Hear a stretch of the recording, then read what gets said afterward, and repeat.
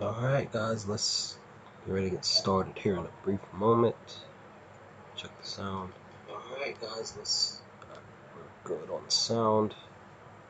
I know this is very random because it's been months since I've done a live stream, discussion stream here on the channel, more so specifically Code Geass, because of just life happening for me and me having to take bit of a break on doing a lot of my reaction videos per my schedule. Currently not sure when my schedule will go back, if it goes back to normalcy or not sure.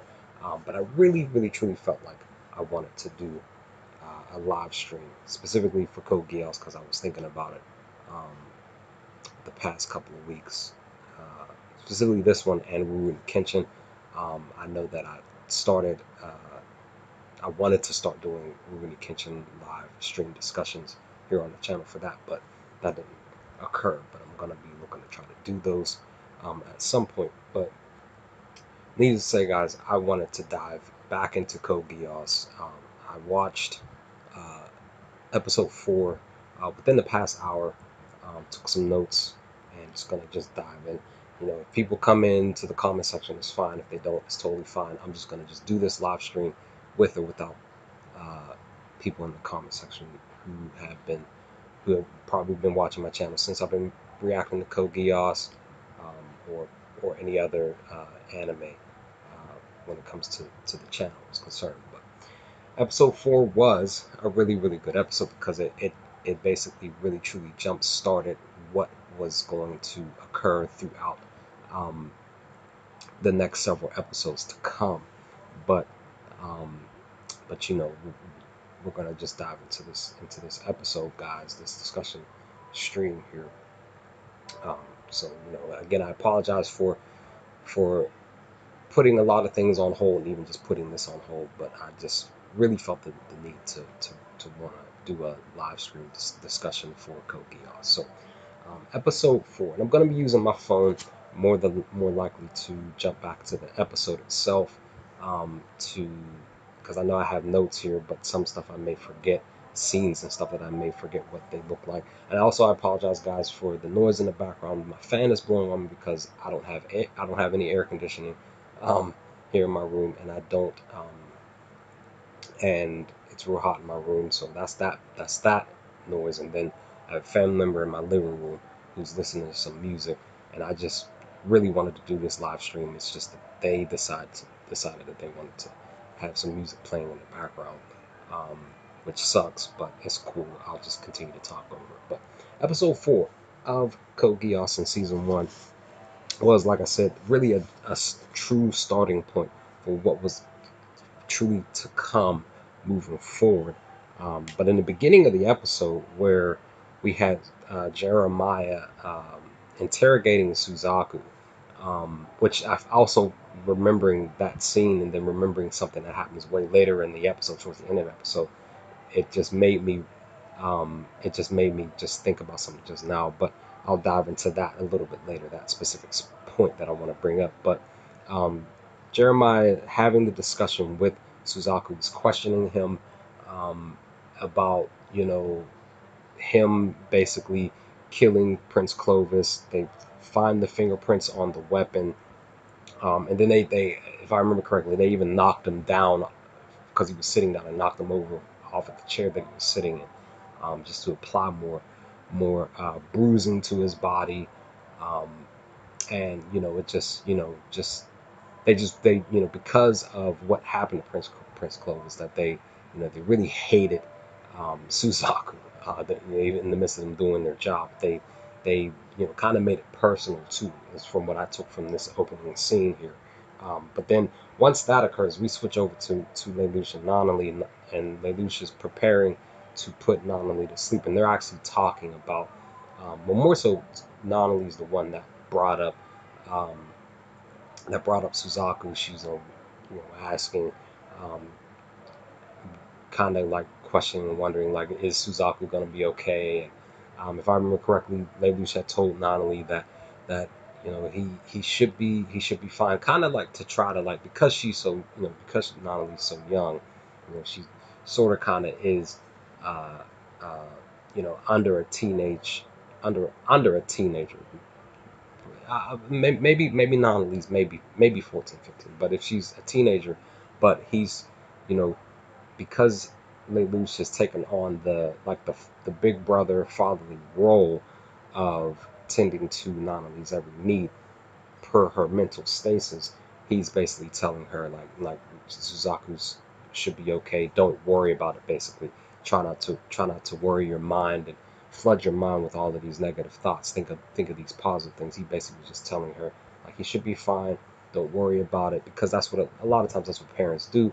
They try to because their kids are so young and kids have a lot of questions when their little minds are trying to figure out things and they have all of these negative thoughts flowing through their mind. The parent's job is to try to contain um, and bring more positive light to the child's negative thoughts. But that's basically what Lelouch was doing with Nanawi here in this scene. And then we switch over to Obi. And I forgot to mention, guys, that I'm not going to be using, I don't have a setup for anybody who maybe new. I don't have a setup to where I can just like switch to different like scenes in the episode. I would try to do that here, but I don't want this video to get taken down because I forgot to mention that too. I apologize. I'm just going off of, if you're using your phone to watch the live stream and you're at home, you maybe quarantine or something per current events, you can, and you're in front of a television, you could probably pull up the whatever app or whatever to watch the episode here with me while I'm discussing. You could do that too. There or even your tablet or whatever while you're watching this on your phone or on your whichever the case may be. So like I said, I just don't want this video to get taken down if I try to just skim through this entire episode here. Um, I just don't. I really would love to have a setup where I can be able to just switch. Otherwise, I would have just done a quick, I don't know, 15-minute video of me talking about it. I thought about switching it out, but I was like, yeah, I'll just do a live stream. Um, so so Obi, they switch over to Obi, and what am I saying here? They switched over to Obi because he was talking to oh, I forgot. It was real brief. The scene was really really brief. Um, Anything? Hi, how are you? Welcome to stream. How are you? Um, they Obi was talking to what's his face? I just can't remember his name off the top of my head. But the real loud cat, a part of his crew, and Obi Obi, yeah, I do. I see the comment. Obi, well, the guy, he was walking away. I think he was the only one that talked in this scene, but he mentioned something to Obi about basically about uh, the Suzaku situation as he was walking away. But if I remember correct, I think Obi looked at a picture or something like. Oh yeah, he looked at the picture, and I think he was like thinking in his mind. He mentioned the person's name. I can't remember his name. I think it was a family member or something in this photo of him and the guy. And he was just basically saying like, like I can't, I can't. I don't think I could do this. If I can remember correctly, is what he was saying. He was saying like I don't think I could do this. You like basically saying like you were more of the person who would be able to take on all of this and do what I'm in the position right now what I'm doing. Um, no, I can't upload movies of cocaine. Um, um, well, I wouldn't mind switching them to the links, but movies are so long. Movies tend to be like what an hour and a half long, and that's a lot of that's a lot of that's the reason why I only do anime reactions, um, 20 plus minute reactions because it the process for me to do a recording on my phone is basically like an hour before I can put it up on the channel. So if I try to do a movie of Code Geass, reacting to Code Geass, one of the movies, that whole process will be like 3 hours. I'm gonna guess to say like 3 hours long for it to process or render once I'm done reacting to it. That's why I don't do movie reactions. Yeah. Um, Steins Gate was a part of. I think I've added Steins Gate to my list. I just haven't gotten around to it. So hopefully that will be something that I get around to. So yeah, Obi, he looked at the picture and I think that was I think that was his brother or something like that if I can remember correctly.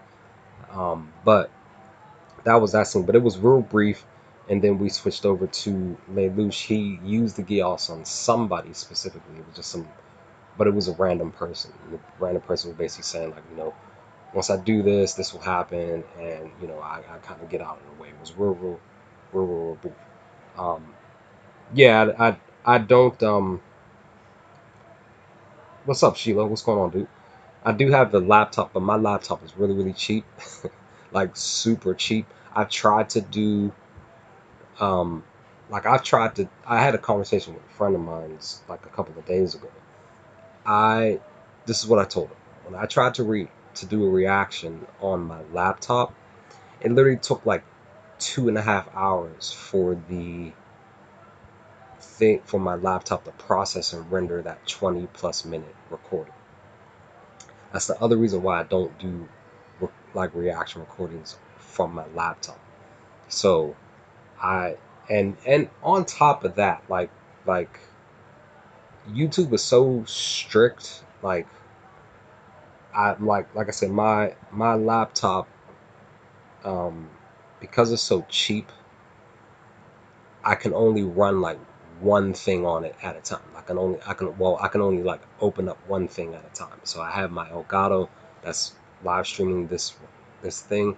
I can't open up like Google Chrome to be on my YouTube channel information because then it will mess up the stream just by opening one extra thing.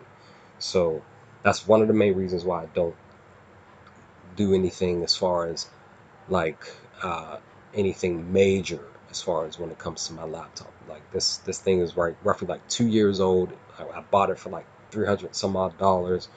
Um, so I just need to upgrade it at some point. Hopefully, maybe, possibly, I'll be able to upgrade um, over the next couple of years.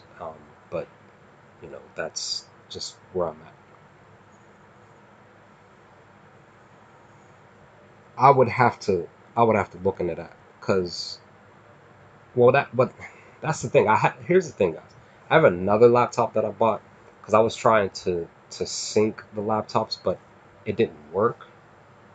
Um, and I tried it a couple times. It just didn't work. So I just stuck with what I had. So it just it sucks. So basically, this other laptop that's sitting here that I'm looking at is basically like a backup for when this one shuts down.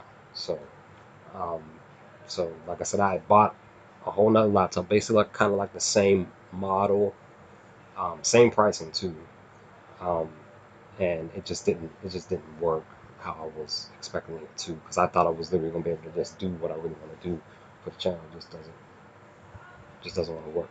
Um, but yeah, so that was that with I don't know why I put Suzaku uses again. Why did I write that down? That shouldn't have been a thing.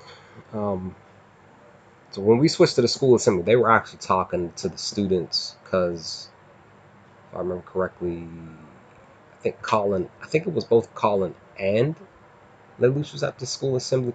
They were basically talking about the death of Prince Clovis. They were just updating the school and what was going on, and I guess they were just trying to prepare for what's to come um, moving forward with that. But that whole scene was really brief. But then they switched to Lloyd and Cecile, and they were actually having a conversation about Suzaku. And they were basically saying like he was the best fit for for the suit that were created. Now we have to find a replacement. And then they said, Lloyd had mentioned, they even showed on the screen. They showed the operating efficiency clock. The clock basically said that he hit a capacity rate of 94%, which was 6% off of 100. And Lloyd was saying that that was the best that they had ever seen. So basically, they had done test runs. I kind of wish that they would have like shown some other stuff, like actually showing them using other tests, other pilots to test this, or even maybe like, if not that, other numbers like percentages for operating efficiency, other numbers. But they just showed just that 94%. It wouldn't have been that big of a major thing for me to see, but I thought I would have at least wanted to see something like that. They have Suzaku's efficiency numbers, and then next to it they would have like two or three other uh, operating efficiency numbers next to it, just to show what that, but how major of a uh, gap that would have been when Suzaku was in the suit. So, you know, I just found that very interesting that they showed that in that scene. So something else happens. So in the next scene, so Colin goes to this museum of the I guess the Britannian War and I guess the 11s and stuff like that. So she's there. She's looking at some stuff. There's some announcement going around in the background. I can't remember specifically. But then Obi and his crew come walking by. Now, my thing is that specifically in this scene, when I rewatched it, I did not. When I first, if I remember correctly, when I first watched episode 4, I don't think in my mind I was thinking this. When Obi and his crew walk through, Colin's on the far side, and basically behind them, they're having a conversation about something. And then this announcement happens where the PA system announces that Colin needs to come to the desk, blah blah blah. Obi and them turn. Now when they turn to look in Colin's direction, me rewatching this episode, I was sitting there thinking like, well, hold on, was Obi and Colin together and their crew together at that time? Were they just, was it just like a random happenstance that they were there at the same time? It's just something that I was thinking about that I thought was really really interesting in itself in this scene with Colin and Obi there. Um, but but uh, but once like I said, once they turn and look, Colin's gone. She goes to the desk. She gets that phone from the person at the desk. Obviously she accepts it because the lady, Colin's like, what is this? This isn't my phone. But she doesn't say it. But she has the expression on her face, and the lady even kind of notices. She's just like saying like, this is yours, right? This does belong to you. She's like, oh yes, it does. And then she just like kind of walks away with it. So like I said, because Colin was basically, they were inkling that Colin and Obi were together, they all went, I guess, up to where they can be able to see higher sites and stuff like that around the area that they're at in the museum. She's holding the phone. That's when Lelouch calls her, tells her to take her and Obi with them and meet him on the train. So Colin, when she notices the call, she's like, basically she's probably thinking in her mind like, how does he know that I'm here?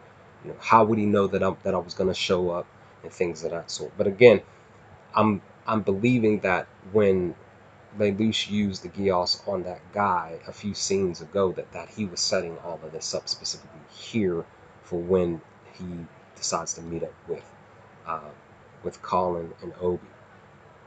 So once that occurs, they switch over to Jeremiah and Dietar, and they're having a discussion about memorial services. Now, the thing about this whole conversation, they're just talking about, there's a couple things that they're talking about, key points. They're talking about the memorial service, and then they're also talking about where Jeremiah kind of questions Dietar and the fact that he notices that, like, hey, like Prince Clovis dies, higher authority, whatever, and And he blurts out saying like, well, if that's the case, it makes me kind of wonder if if you all, per the media, are suggesting that um, that per these memorial services, that that somebody like me would be treated in the same light. And that's when Dtar basically says that um, that we are actually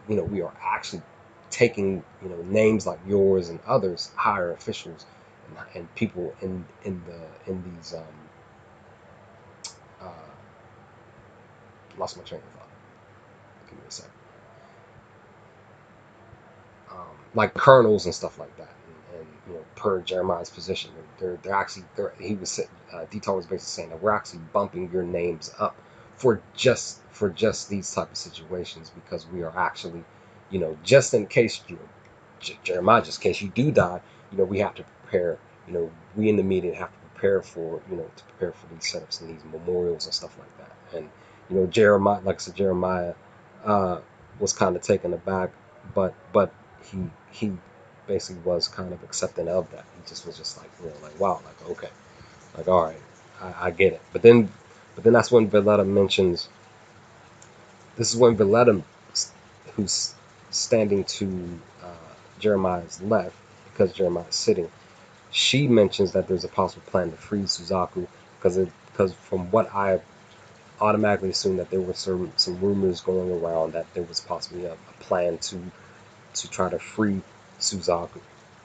Um, Dragons, what's going on, dude? I'm doing all right. How about yourself? Thanks for stopping by. I'm doing all right.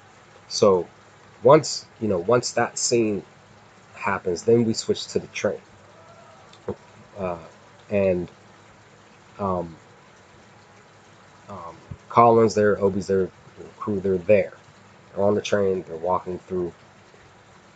Lelouch calls Colin back, and he tells her, she gets on the phone. Yeah, yeah. I hope you're doing good, dude. Definitely hope you're doing good. So she gets on the phone, um, and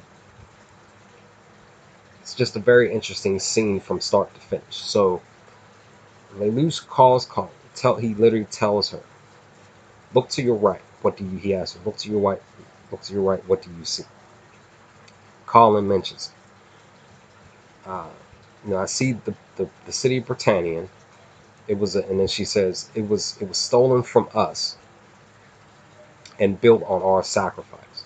She says this part, right, and when she mentions that, she's basically saying, like, in the Britannian War, this is what happened, blah blah blah. They they have this great city over here to our right, that did belong to us, but it's theirs now, but it was built on our sacrifice.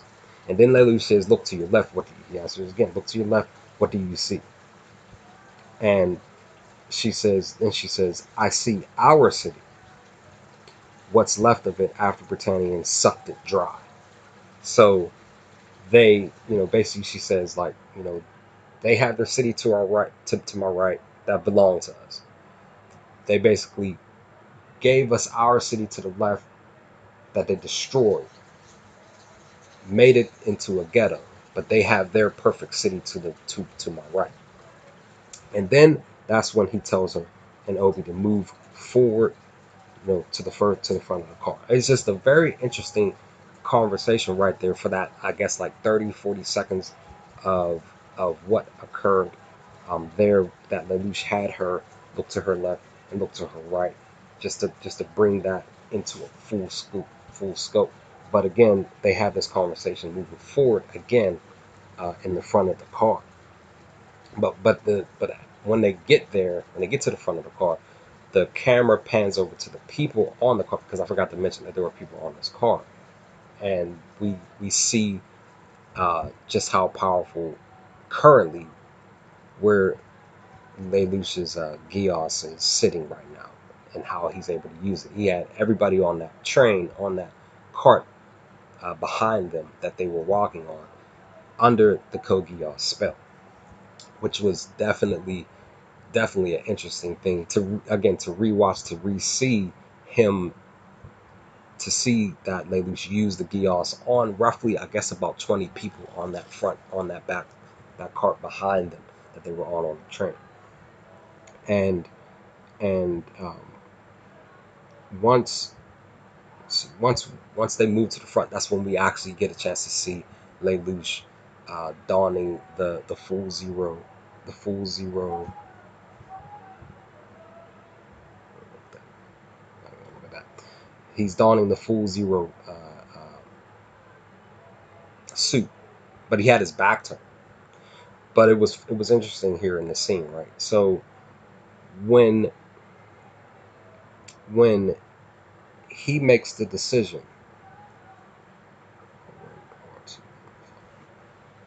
R1 or R2? Am I referring to R1? What do you mean by? Uh, I'm getting foggy on what the question is, Sheila. You said R1 or R2. Um, what do you mean by that? So, like I said, Lelouch has his back turned, but when he turns around, again, it's very interesting because if I remember, I think I caught it, but I don't think I mentioned it in my first viewing of this scene in episode 4. When he spins around to face them, the train literally just hits a tunnel. It's passing through a tunnel just as Lelouch is turning around, and then that's when it gets dark, like a little bit dark, and you can sort of kind of see everybody on the front of that cart. So when Lelouch did that, when he spun around, the train was just passing through a tunnel, and I found that to be very, very, like, a really cool atmospheric change, because again, that actually put a bit of a shock uh, on Colin and Obi and all of them that were there with Lelouch. So when they were on the train, his back is turned. As soon as he turns around, the train is passing through a tunnel, and it made me kind of wonder, rewatching this scene. It made me kind of wonder, did you know because we know how Lelouch is, how his mind works, how he plans things ahead of time, you know, because he treats the battle as an actual chess game itself.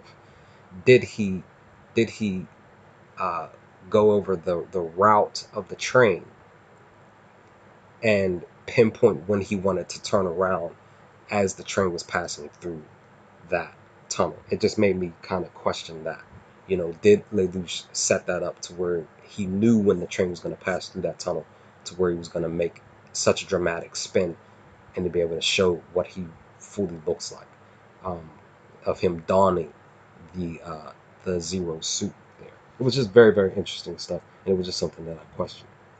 And then this is when he goes into, you know I wanted you, he says it. I wanted you to get the view of it. And that's the thing. He was talking to everybody, but he was talking to Colin mostly, because he says it. I wanted you to look at the city of Britannia. He pulls out his hand because his hands were down to his side. Pulls out his left hand and says, "I wanted you to see the city of Britannia, and then I wanted you to see the ghetto." And that's when they're having this conversation. Obi is talking about, we are two different, we're two differences. He says it's a harsh difference between the two cities. But then Lelouch, season's full name are Cookies Rebellion Arts. So basically, I'm talking about R1. I'm talking about so now I'm guessing I'm talking about season 1. So I'm guessing you're talking about R1. So um, so so yeah, when yeah, I'm on the first season, episode 4, and again, this is basically the introduction to the Zero character for Lelouch. This is what I'm talking about. So when they're on the train and they're having this discussion, and like I said, Obi mentions, like, it's a harsh difference between the two cities. Lelouch says Britannia will not fall to terrorism. Now, once he mentions that, when he says Britannia will not fall to terrorism, Obi, he it's like he says it in his mind, but I believe he actually says it out loud because the camera focuses to like the bridge of his nose and up to his eyes. They don't focus on his mouth, but he says the word fall. He's questioning that statement. Lelouch says it. He says Britannia will not fall to terrorism, and Obi's response is fall. He, when he says the word fall, or more so questions that, like fall, and Lelouch continues to talk. My mind for Obi and him questioning fall, like Britannia is gonna fall. That's what he's saying. Like that's what he's questioning. Like Britannia is getting ready to fall. Like why is Britannia getting ready to fall? Why would it fall? That's what I took out of why Obi was questioning the word fall when Lelouch said it. Um, Let me see. Wait, okay, so then that's all right. So that's when Lelouch continues. He says, we're gonna wage war on Britannia, but not on the innocent. And he says, he makes that statement because you know Lelouch is about uh, tearing down the walls of power of the Britannian government, because we all know that he has such a hatred for you know the Britannians. He has a hatred, of course, for his father, and the power that he has. So he wants these authorities to be brought fully down. This Britannian government to be brought fully down without harming people on the outside. People on the outside looking in. Um, and my mindset is that's kind of how I am personally. I'm like, if we're going to in reality, if we're going to take down these things, these places and positions of power that people on the outside who are just normal regular people just going to work, doing their job, living their lives, and you know being about their family, like they don't need to be brought into the war between the many few people that are actually at battle. Um, but again, this is just me personally speaking on my own thoughts. Like I in this scene, I agree with Lelouch. Like let's attack the Britannian government, but keep these the quote unquote uh, the coined 11s out of it. Even though the 11s are the people that they basically pushed out and created a ghetto for them and made them poor people. They have every right to actually be able to step in and fight for you know a world where Britannians and 11s can coincide basically and live peaceful lives and have abundance of life for all people. So that's that. Um, but then that's when once he says that, that's when they respond and say, you're standing there with your mask on. Why would you hide behind it? Take the mask off, show us who you really look, what you really look like and stuff. That's when Lelouch responds and he says, he says, I'll remove my mask if I can prove to deliver to you the impossible. And that's when the scene just ends, because he's basically getting ready to prepare them for the plan to help uh, Suzaku escape. Because of course he says it. He's like, believe me when I say I'll take this mask off after I do this one thing that you're going to say that is impossible to do. Because again, it's only what, five of them on the cart there. It's just them. He's relying on them to help him to save Suzaku. Of course, they don't have the true real manpower to be able to go up against the Britannian government uh, that day to be able to save Suzaku. But then we switch to Toto and Kuzakubi. They're having a conversation because Kuzakubi is on Suzaku's side. He's having a discussion with somebody. I tried to find the guy's name. I couldn't find his name. But they're sitting down. They're around, in this room. They're around other, there are other like-minded people having the conversation. Like I said, uh, Kuzakubi is the one who is he's like I said on the side of Suzaku. He said he should be coined a hero for what he's done. Um, and they're but his buddy disagrees with him in this conversation. But then that's when they turn to Toto, and Kuzakubi asks Toto's mindset. What does he think that we should do? And Toto says we're going to refuse to get involved. We're not going to do it because this is something that Britannia has to do. That's basically what he was saying, and Kuzakubi basically saying you're I forgot what he said that he claimed him to be Toto the Great or something like that.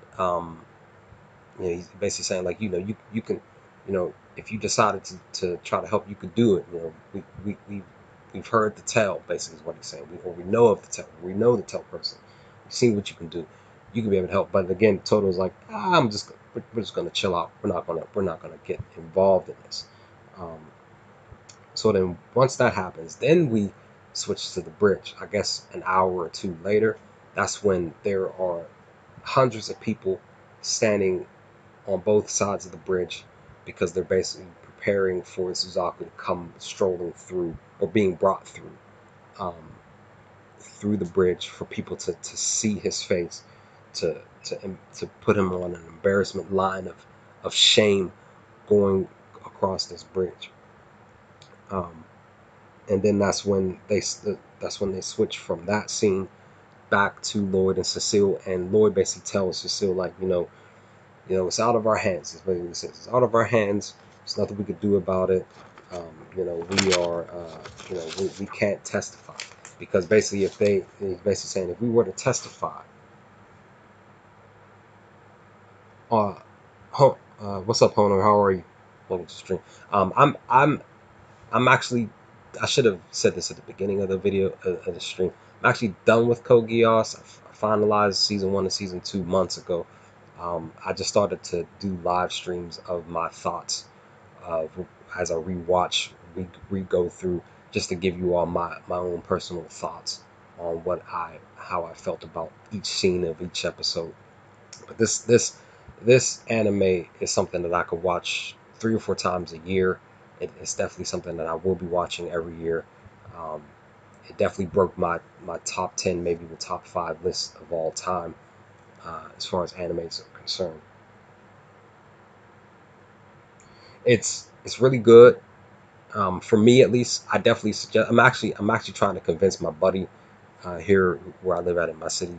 I keep bringing it up to him roughly every month and a half. I just tell him like, look, you just need to sit down and watch Code Geass. It's just one of those things with me. Like when I tell him that it's an anime that he should definitely check out, he's always hesitant, but once he does, he becomes locked and he really enjoys it. Um, so all I can say to you is yeah, that's basically what I can say. It's very good. I would check it out.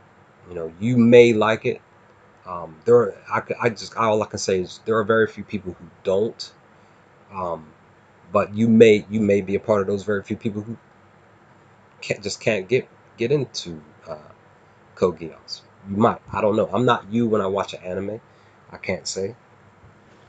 But definitely check it out because you might enjoy the anime. But what I will say is, you might not want to be here during this live stream because I'm literally talking about key things in this episode 4 for season 1.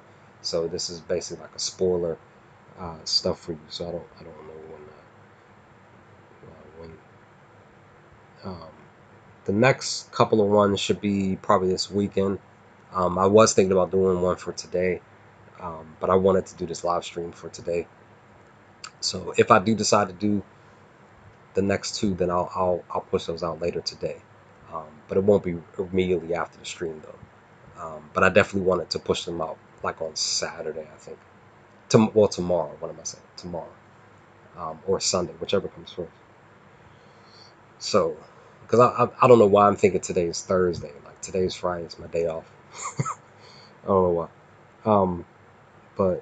But yeah, hopefully those next two episodes of Hajime no Ippo will be out tomorrow or Sunday, whichever comes first. But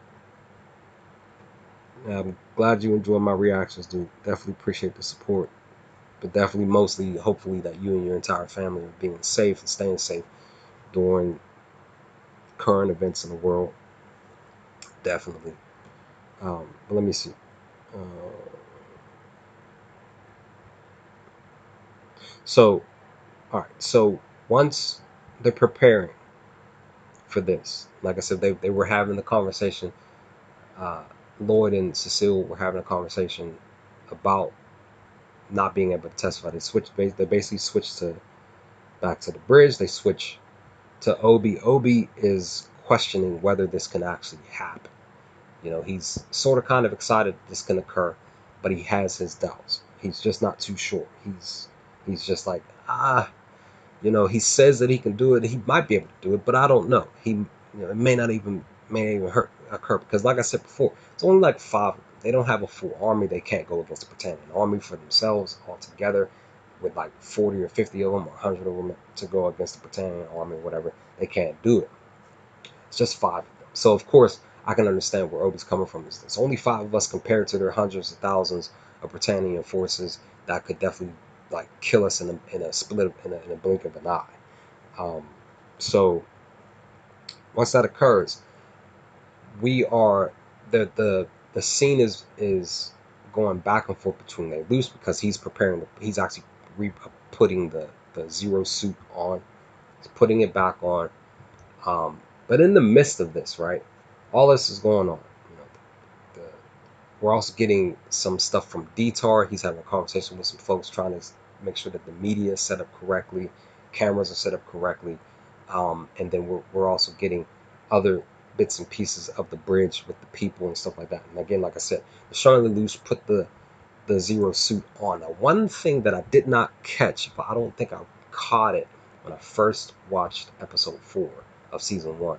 Lelouch begins to sweat as he's preparing to put the helmet on of zero, the zero helmet to finalize the completion of putting the suit on. He sweats. They show a single uh, sweat gland roll down the left side of his face. When I see that here specifically, because again, like I said, I don't remember catching this when I first watched episode 4. When I saw that happen, it made me think, kind of again, same thing how Obi was thinking. Yet he had doubts. When that sweat gland goes rolling down Lelouch's side of his left side of his face, show signs of nervousness, maybe some doubts too of himself that he could he possibly pull this off to be able to save his best friend Suzaku from um, execution here. You know, when that sweat gland falls down the side of his face, that's immediately what I thought. I said, oh man, he's showing signs of nervousness. He's showing signs of doubt about possibly being able to having the chance to be able to save his homie from execution. And he even says it in his mind. He's like, all right, a moment of truth. You know, let's get ready to do this. But again, there are some doubts. There are some a little bit of nervousness. That's why I mentioned this sweat gland rolling down the side of his left side of his face. Jeremiah's on the phone. He gets a call from one of his soldiers. They mention he says the guy says, Lord Jeremiah, there's a vehicle here that you told me about. You told me to let them through. And then that you basically that basically hinges them on the fact that the conversation that Valletta had a few scenes ago, where she mentions that a possible rumor of somebody possibly coming to help save uh, Suzaku. He was expecting that. It could have been more than that, but he got excited at the fact that this car shows up, and he says, let them through, let them go through, and also the fact that Lelouch is using Prince Clovis's vehicle, because they end up showing, I guess, a couple hours prior, him having a conversation with Obi and Colin. He basically says to them, like, we're going to use Prince Clovis's car. I just need you to. They're like, hold on, wait, us? Like, that's impossible. We're not going to be able to do this with just us. He's like, no, I just need you to. This is going to work. Because the plan, of course, is to do what is getting ready to happen. And then um, that's when, like I said, Jeremiah lets the car go through. The car pulls up. They show the damages of the car and stuff like that, too. And then that's when Jeremiah says, how rude of you to use Prince Clovis's vehicle and stuff like that.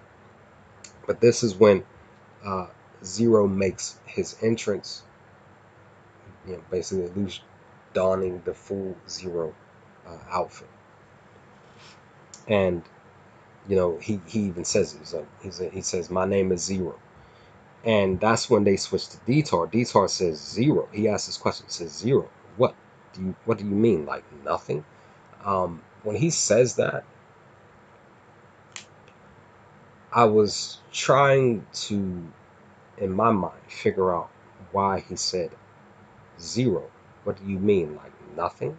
Like, because again, the number zero is the start of the entire numerical, um, the number system, right? It's literally the very first number. It's not one, it's zero, right? So, we started basically saying that we started this one point. It's nothing. And then we gradually work our way up from zero to like 100, then from 100 to 200, and so on and so forth. So, in my mind, I'm thinking this is the starting point. It's not, like how Detour says it, like nothing.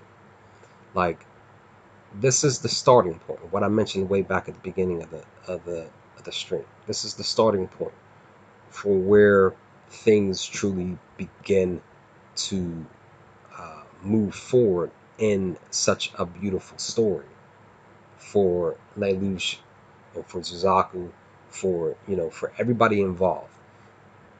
When Detour says, "What do you mean from nothing?" When he asks that question, this is the starting point. Like the starting point in the new in numbers is zero, and then we work our way up from one all the way through, and this is it. This is it right here, zero. It makes me question why. It made me always question, like, why did Lelouch decide to make the decision to call himself Zero? Because this moment right here, when he makes his debut on the bridge to save Suzaku, this is it right here. This is the starting point. Right here, when things are going to flow in such a way that literally makes this anime such a beautiful and dope anime. And it's just very, very interesting. Again, this is very interesting why why Lelouch made the decision to call himself Zero. We're not, he's basically starting from nothing, right? And he's working his way up to number 100 or 200 or 1,000 or a million or whatever the case may be. This is the starting point for Lelouch's journey as Zero, right here in this moment on the bridge, when he makes the announcement that I am Zero. And then Detour makes that questions that by asking, what do you mean, like nothing? Like, starting from nothing with Zero, and we're gonna work our way up to Zero being, one of the dopest characters in anime history. So once that occurs,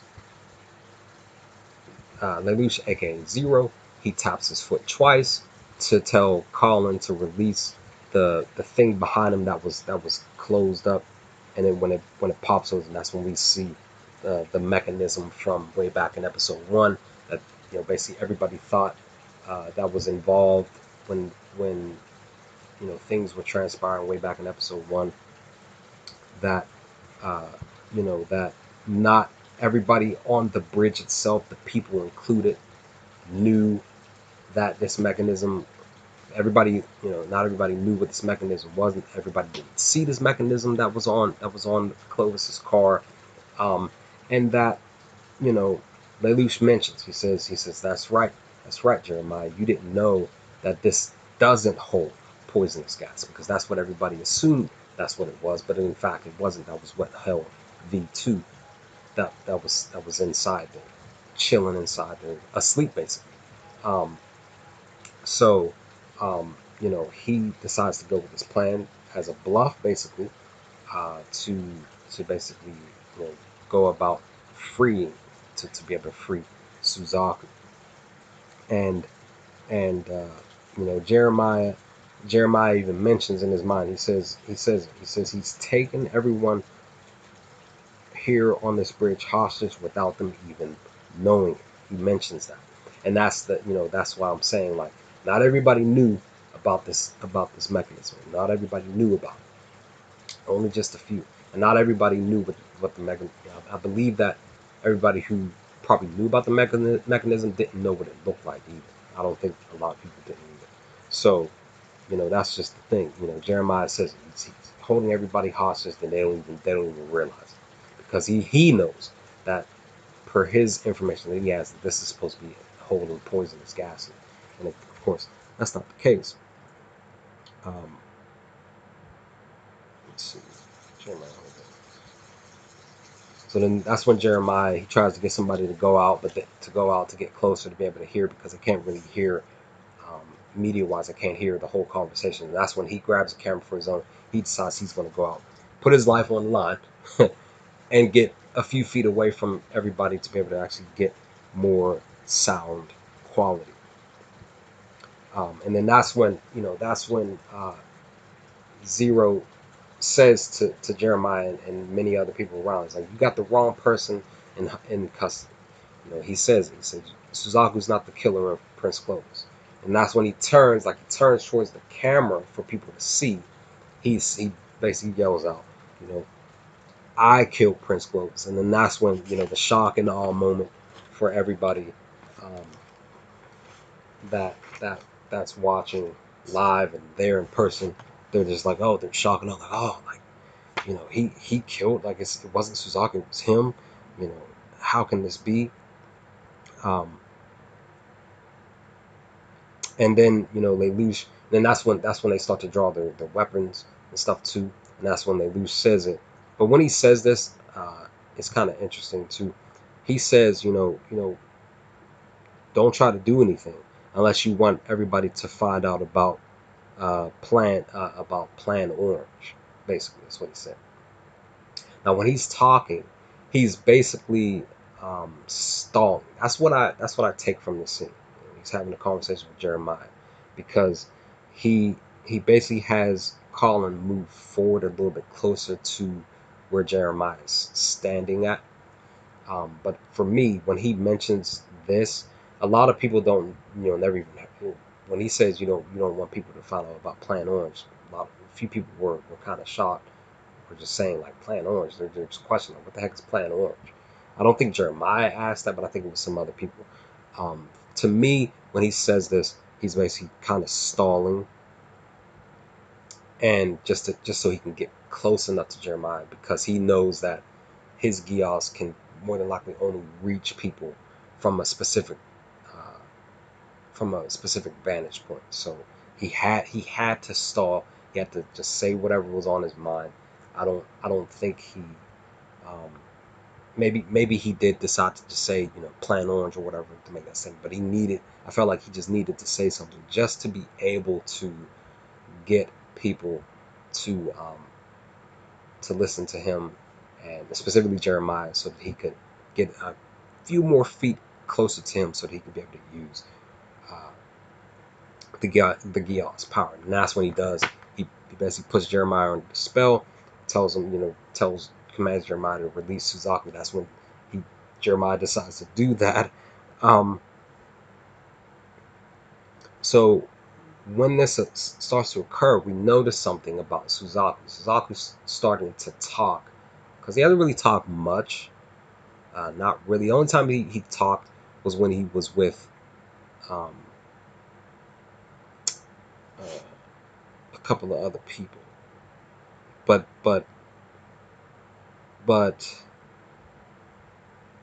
that doesn't happen till a couple of scenes from now. But like I said, he hardly ever really talked. Suzaku hardly ever really talked.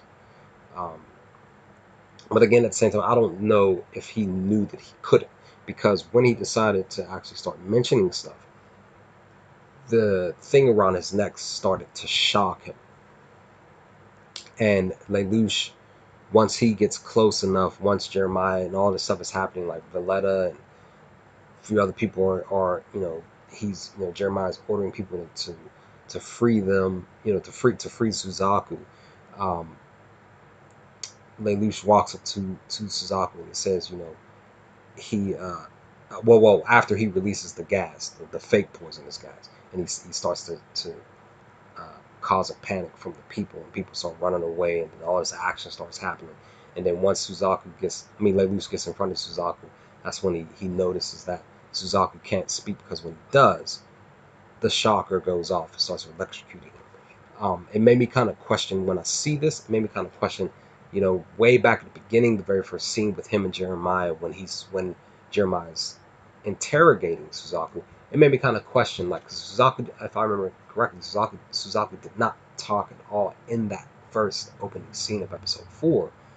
So it just made me kind of wonder, like, was the shocker around his neck activated way back at the beginning of the episode, so that if he decided to talk then, would he get electrocuted then, just to cause some torture to him then, towards his neck, towards his body. It just made me kind of question that, even as we're getting closer and closer to the end of this episode. But again, Lelouch notices that the collar around his neck is shocking him. But again, Jeremiah is still ordering people to just not to not attack Zero and everybody. He's like, do everything in your power to help them escape. So once they do get Suzaku away, and they're at that abandoned part of the ghetto city or whatever, that's when Obi's talking. He's just like, man, I can't believe this would work. He said we would get it done, and we did it. I'm still in shock that this happened, this occurred. Um, it just helped to prove to them that he did what he said they were going to do. And even with just the 5 of them, or the 3 of them, or whatever the case may be, because technically it was just 3 of them that on the bridge to help save Suzaku, that that they were able to do it. And then we switch to Suzaku and Lelouch having a conversation. Suzaku basically tells Lelouch that, I didn't like how you went about things, because we know that Suzaku's a soldier. Lelouch is not. So Suzaku's a soldier. Lelouch is just a civilian, basic civilian. Um, um, and well, he's not a civilian, but still, he's not a soldier like Suzaku. And Suzaku is basically like, he's like following the rules, and that's why he's saying, I didn't like how you did this. I didn't like how you used that poisonous gas. Like Lucia's saying, it was just a bluff, just to help the plan to work its way through. But Suzaku just says, he's like, I didn't like how you did this, and he tells Lelouch, he says, I believe that change can happen within, but not by your methods. Basically, that's what he told Lelouch. And Lelouch is upset. He's trying to tell him, like, join me, come with me, we'll be able to work this out. But Suzaku even mentions, like, rules are rules. I'm gonna go back, because he says it. He says, I'm gonna go back. He's walking away from Lelouch. He says, I'm gonna go back because I don't want them, because if I don't, he basically says, if I don't, he says that, the government's going to be attacking both, they're going to be hurting both Britannians and the Levins, just to get me back. That's basically what he tells Lelouch. And that's why he's saying, rules are rules. I'm supposed to be in custody. it's my fault. They're saying I killed Prince Clovis, so they have their proof. My prints are on the weapon. I have to go and die for this. I have no choice. Otherwise people on both sides are gonna die. He basically says Suzaku's basically telling Lelouch he doesn't want any of that to occur. He doesn't want an even more bigger war to happen on my watch, on my behalf. That's basically what he's telling Lelouch. Um, he and then he tells Lelouch. He says that he believes that if he's going to die, it's going to be for the service of the people.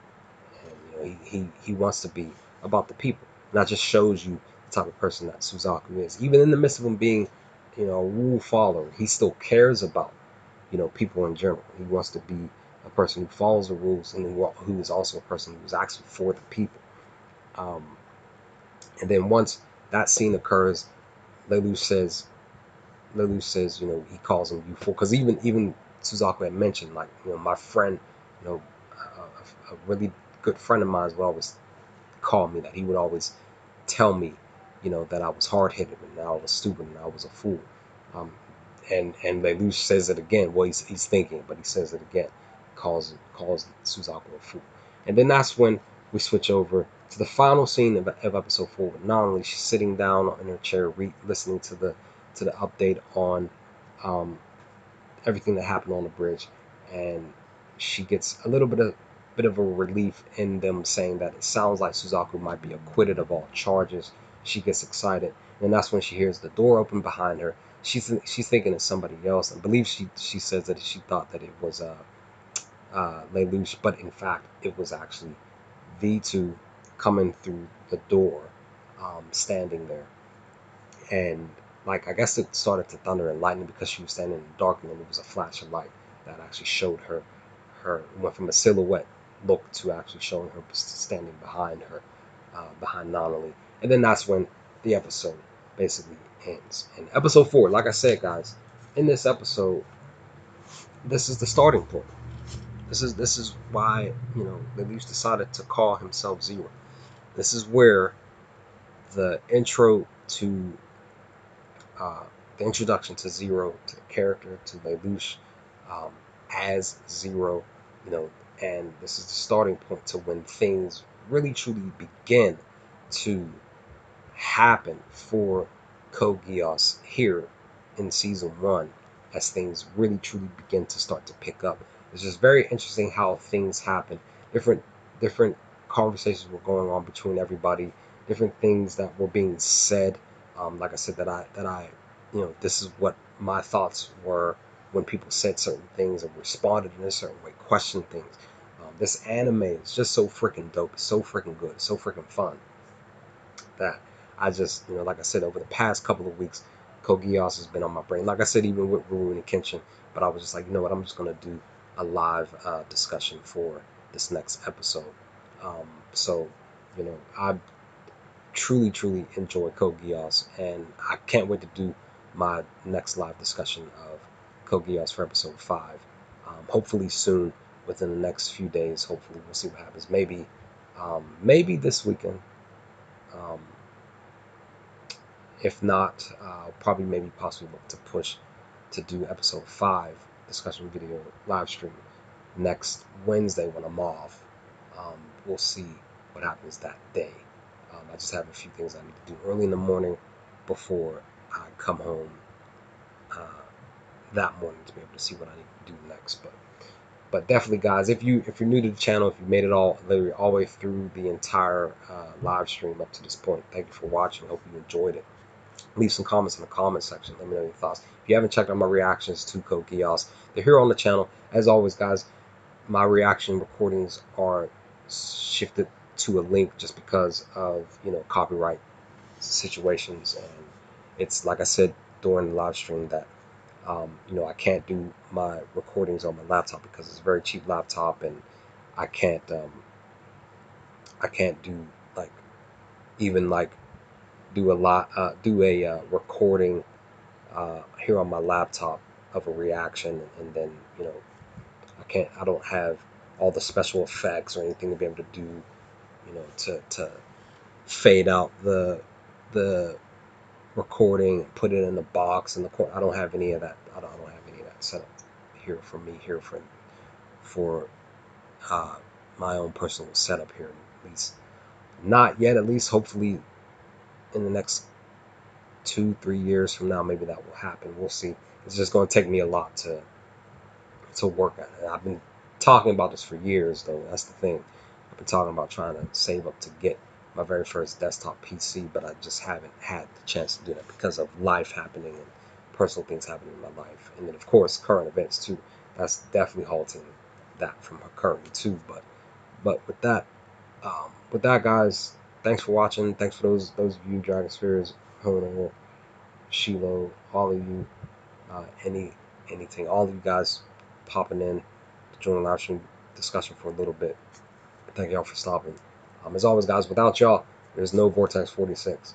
So thank you for joining me with every journey of this anime reaction for the channel, for the discussion videos, for the live streams, all that. Thank y'all for riding with me through every single bit of this journey with this hobby of mine here on the channel with my channel here. But with that, guys, my family, yours, stay safe, stay humble. Hope you all have a safe and great rest of your Friday, and hope you all have a better weekend to come, and hopefully you have an even better week to come next week. With that, take care, guys. Take care of yourselves, your families, all of that, and I will talk to you all hopefully in the next video. Peace, guys.